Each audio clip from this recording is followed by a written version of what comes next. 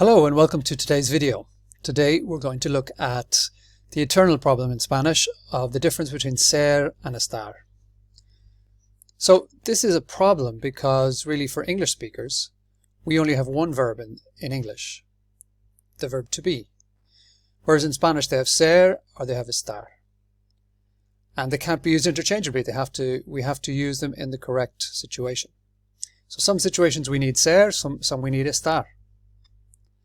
And of course, again, just to clarify, they both mean to be. But there are different kinds of to be. So in English it's easy because we have only one verb. In Spanish they have two. So let's have a look a little more deeply at this topic. So first of all, estar, let's look at the conjugation. Yo estoy, tú estás, ella está, o él está.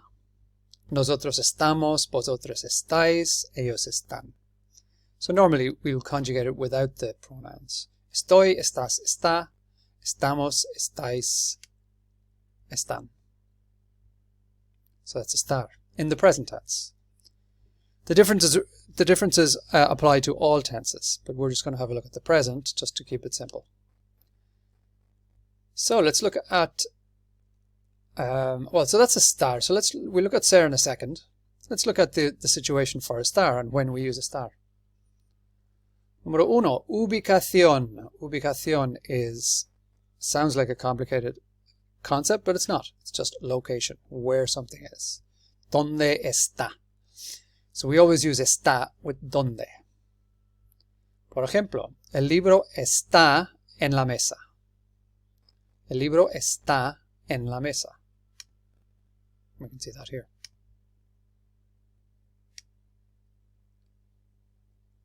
París está en Francia.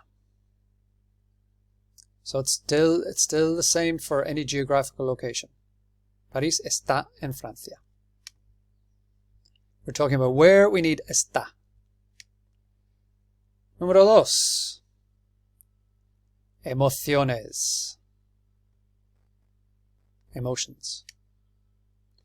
Ella está contenta. Está contenta.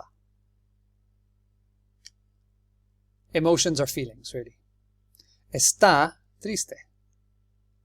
Está triste.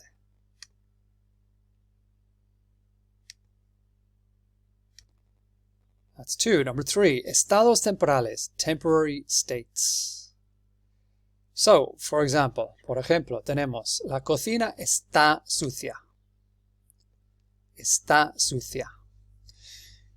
So the kitchen it's dirty. Sucia is dirty. I suppose this kitchen is more than dirty, but está sucia. So the key here is that sucia can be changed. Podemos limpiar. We can clean something and make it not dirty. And so it's a temporary state, in theory. This kitchen doesn't look very temporary, but in theory it's temporary. We can clean it up. Also, we can use, often with guapo and other words like this, when we want to say how somebody is looking at the moment. So it's more or less a temporary situation. Now maybe somebody is guapo, or guapa, is attractive or pretty or good looking in general. But if we want to say you're looking well, we can say qué guapa estás or qué guapo estás. So the difference here with guapo when we use it normally is that we want to say that somebody's looking well now at the moment. They're dressed up, they're done up, they're looking well. So this is how we use estar to give an idea of something temporary. Connected to that is el tiempo. Sometimes we use it in el tiempo. Because the weather, of course, is never fixed.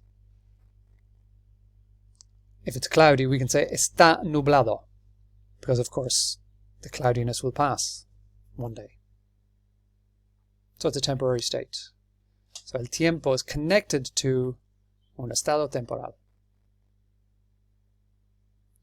So it's estar. We'll revise that in a second. Let's look at ser and the conjugation. Yo soy, tú eres, él es, ella es. Nosotros somos, vosotros sois, ellos son. Again, without the pronouns. Remember, this is only the present tense. Soy, eres, es. Somos, sois, son. Soy, eres, es. Somos, sois, son.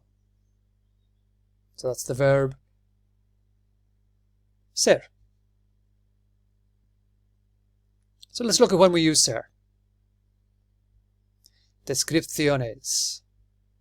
Physical descriptions of people or things or places. So we're talking about intrinsic characteristics of somebody. Yo soy bajo. So this is this man speaking. Yo soy bajo. Mi amigo es alto. This man is short. This man is tall. It's not going to change. It's their intrinsic characteristics. We use soy and es. We could also use it to describe a thing. La casa es grande. Nacionalidades. Soy irlandés. O soy de Irlanda. I, of course, would say soy irlandés. A woman would say soy irlandesa. The adjective has to agree. So again, we use ser for nationalities. It's more of a fixed idea. Marie es de Francia. Marie es francesa. Again, we have to use ser because we're talking about a nationality. Número 3, la hora y la fecha. Let's look at la hora. Son las 5:30. We always use son o es for talking about the time.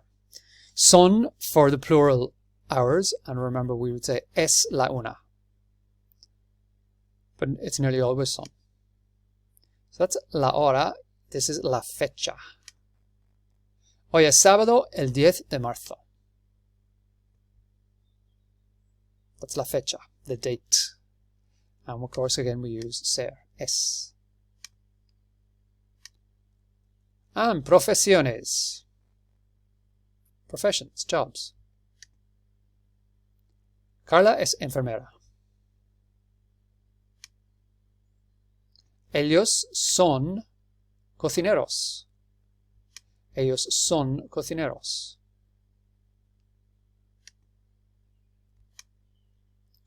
So just to revise before we do some practice. Estar. Ubicación. Where something is. París está en Francia. Emociones. Ella está contenta. Estados temporales. Temporary states. La cocina está sucia. Está nublado. It can change. That's estar. Ser. Descripciones. Es alto. Soy bajo. Nacionalidades. Soy irlandés. La hora. Son las 5:30. La fecha. Es sábado, el 10 de marzo. And jobs. Es enfermera. Let's do a little bit of practice. There's more practice on the blog. There's Quizlets. There's extra exercises. But let's do some practice here. So what can we say about this man? He's in a classroom. He's got students. Él. So what verb do we need? Do we talk about his job?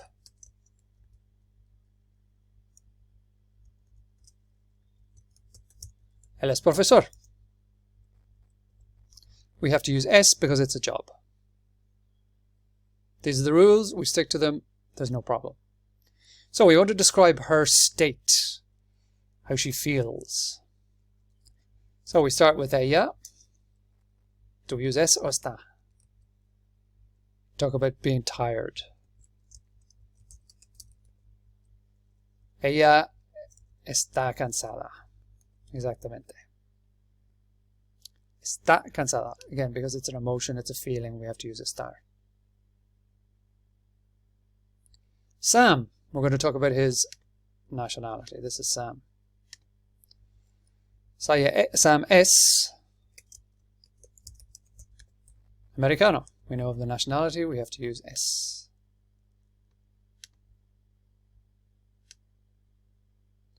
So we had la cocina. The cocina was very sucia above. This is the opposite, isn't it? So again, it's a temporary state. What do we use? Es o está. La cocina está limpia. Exactamente. Está because it can change. La hora.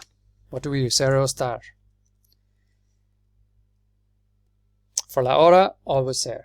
Son las 10. Son las 10. Okay, location. We can see el perro and la mesa. So let's make a sentence about the location of the dog.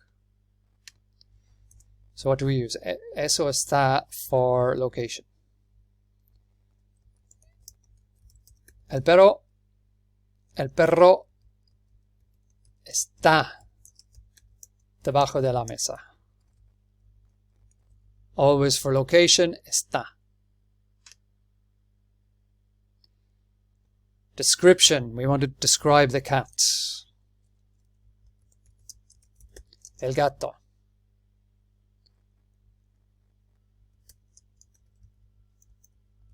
Es gordo. El gato es gordo. It's an intrinsic description of somebody or something. Es. So there's our video for today. Ser and Estar. There's more practice on the blog, and there are lots of Quizlets to do and more practice. Thanks for watching. Thanks for listening, and see you soon.